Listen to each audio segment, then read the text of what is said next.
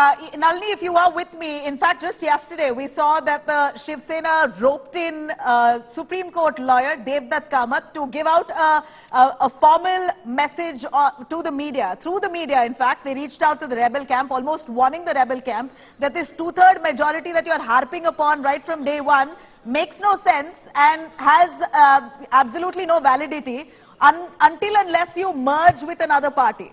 So, in your legal perspective in view here, will the two-third majority hold good for the Shinde Sena camp at this point to in fact, carry forward with their appeal to the Supreme Court? What does Devdutt Kamath means when he says that two-third majority holds no good until unless you merge with another party? Well, Nabila, what's interesting, and it's good that you asked me this question because it's important to clarify this.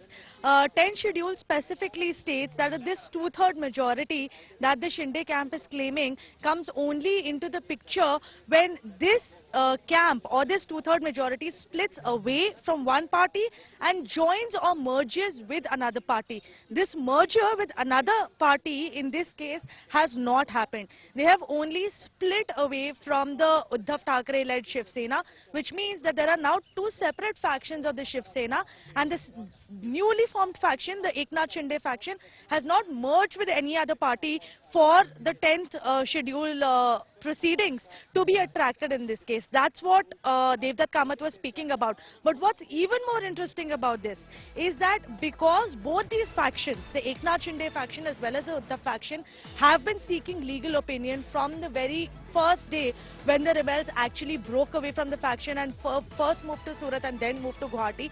Because they've been seeking legal opinion every step of the way, it is extremely possible that even if the Eknath Shinde faction merges with another party, then that merger itself may be in question before a court of law. And the reason why that's interesting is because that will be the first time ever where the Supreme Court will decide on this issue of a two-thirds party merging with another party. This is an issue that has never come before the Supreme Court, and there is no judgment of the Supreme Court on this entire matter.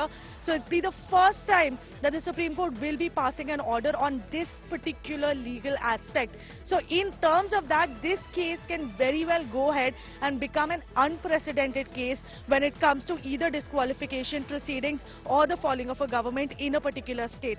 Each and every aspect, because it's being put in challenge before a court of law, as it's been done by the Shinde faction before the Supreme Court, we can expect that even if this merger happens, it will be subject to judicial proceedings and the final order of the Supreme Court.